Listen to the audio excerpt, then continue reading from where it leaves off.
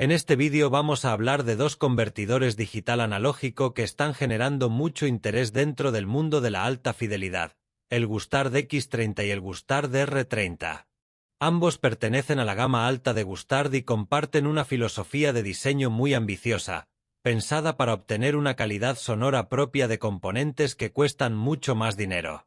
Lo interesante de esta comparación es que, a pesar de ser modelos muy cercanos y aparentemente similares, utilizan tecnologías internas diferentes, y eso hace que la presentación sonora no sea exactamente la misma.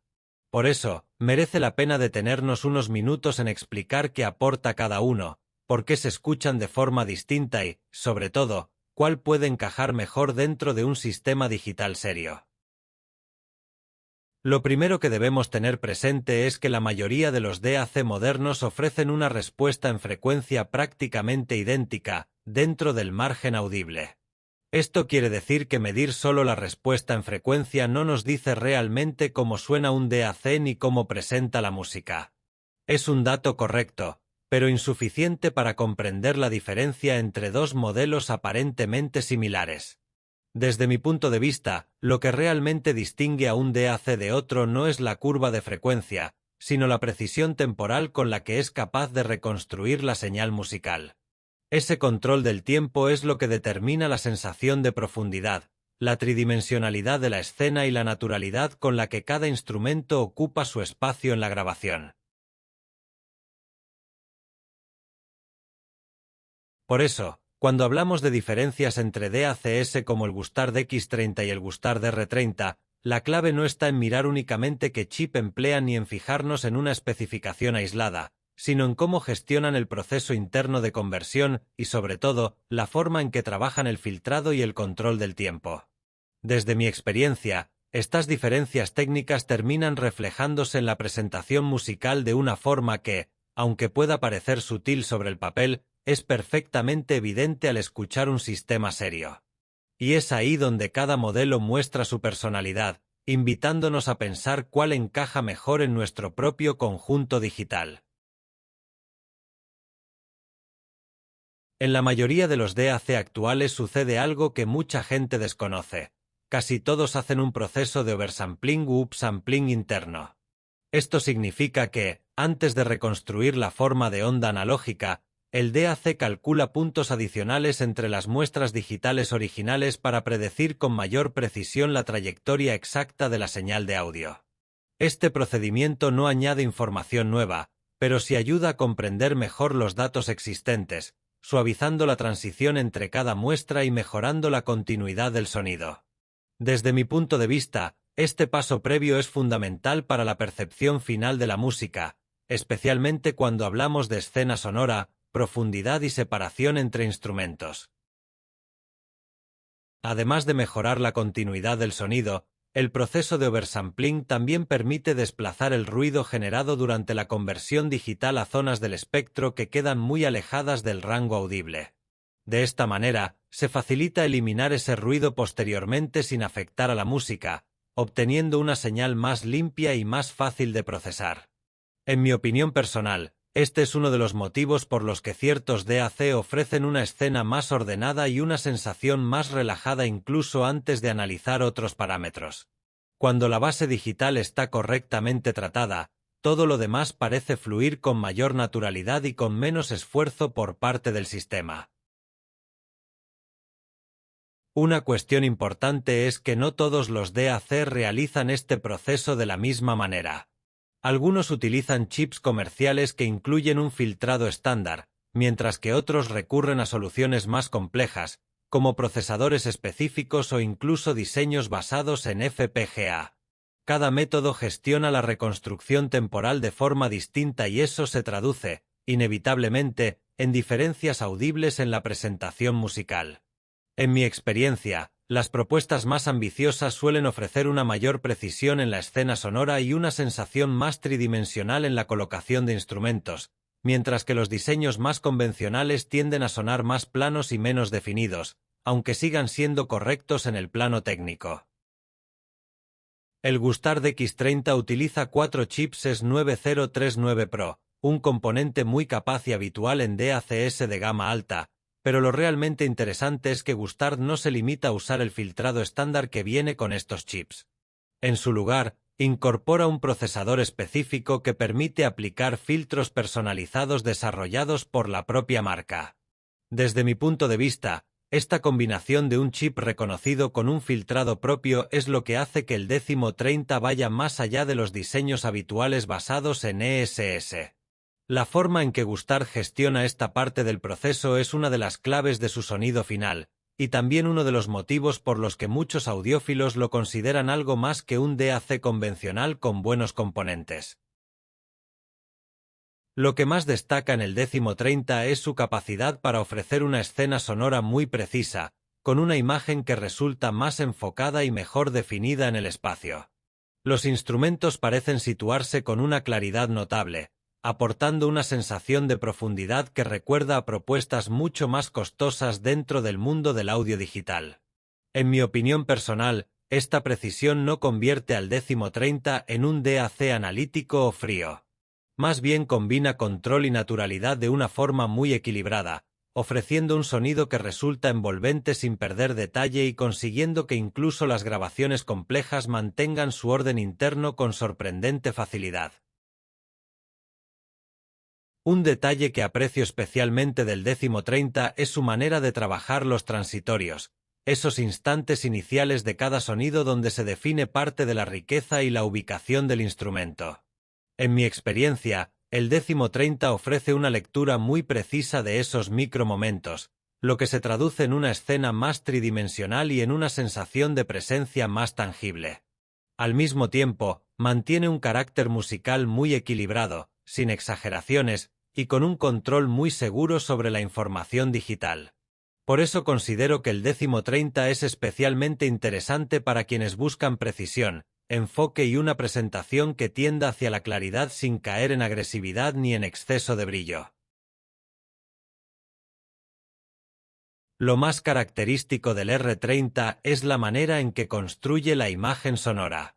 Frente a la precisión algo más focal del X30, el R30 ofrece una escena ligeramente más amplia y con unas formas quizá más redondeadas, transmitiendo una sensación de presencia más grande y un punto más cálido en la textura de cada instrumento.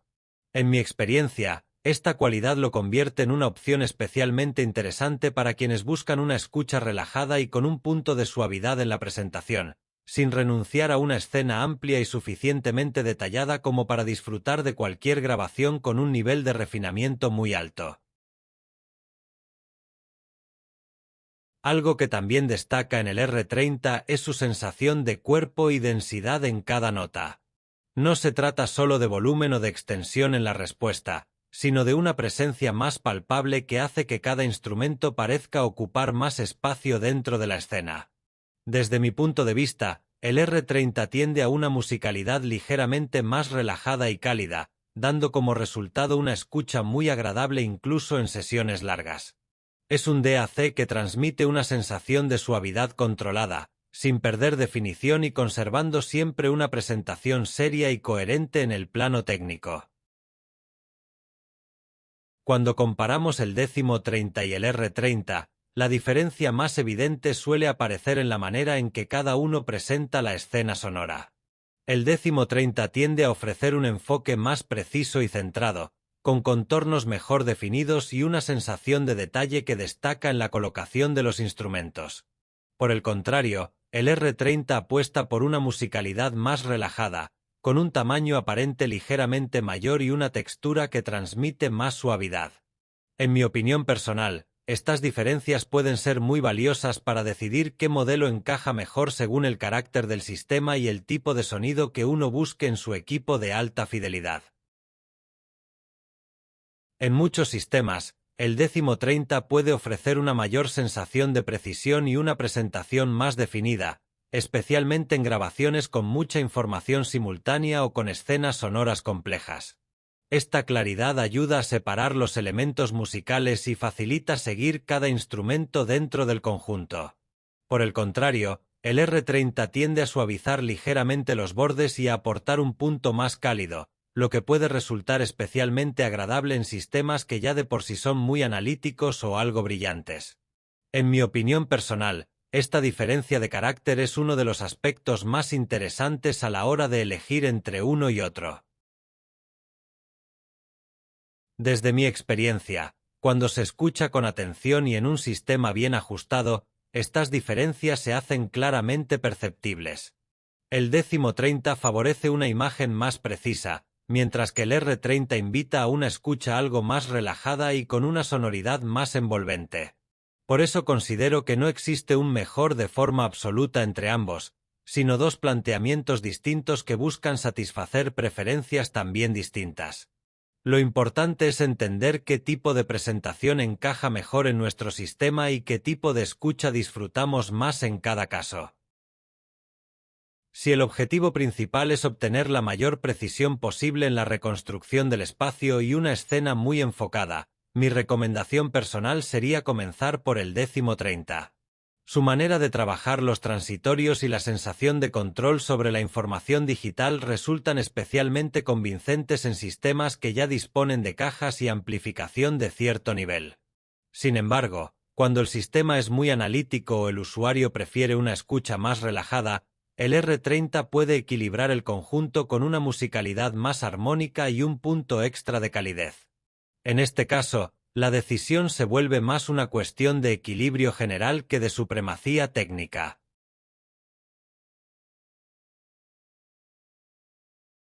Respecto al precio, conviene tener en cuenta que el R30 es algo más costoso, pero esa diferencia no garantiza necesariamente un resultado mejor en todos los casos.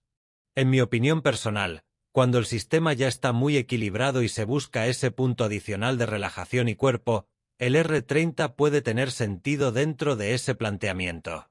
Sin embargo, si priorizamos la precisión, el enfoque y la sensación de definición en la escena, el décimo 30 ofrece una relación calidad-precio extraordinaria, y en muchos casos puede convertirse en la opción más lógica, incluso aunque no sea el modelo más caro de los dos.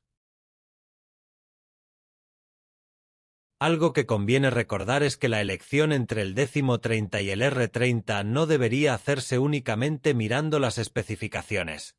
El resultado final siempre dependerá del conjunto completo, la amplificación, las cajas, la sala y, por supuesto, nuestros gustos personales a la hora de escuchar música. En mi opinión, la clave es pensar en qué aporta cada modelo dentro de nuestro sistema concreto. Y muy especialmente, si necesitamos precisión y control, o por el contrario, buscamos una musicalidad más relajada y con cierto grado de calidez. En esa respuesta está, casi siempre, la elección correcta. En resumen, el gustar de X30 y el gustar de R30 representan dos maneras distintas de entender la conversión digital.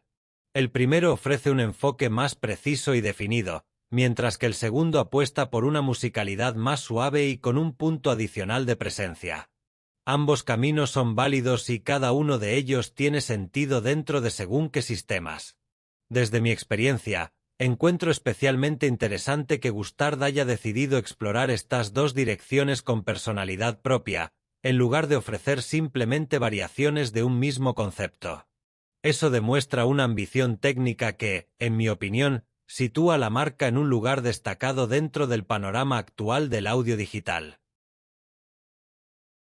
Al final, más allá de especificaciones y comparativas teóricas, lo importante es cómo nos emociona la música cuando el sistema está bien equilibrado.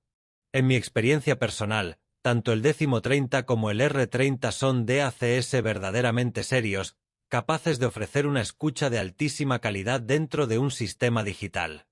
En nuestro caso, incluso dentro de Lyric Audio, Daniel y yo hemos llegado a conclusiones distintas.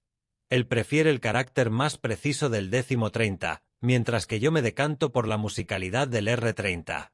Y quizá ahí esté precisamente la gracia de esta comparación. Si te apetece comprobarlo por ti mismo, estaremos encantados de recibirte en Valladolid para escucharlos con calma y descubrir cuál encaja mejor con tu sistema y con tu forma personal de disfrutar de la música.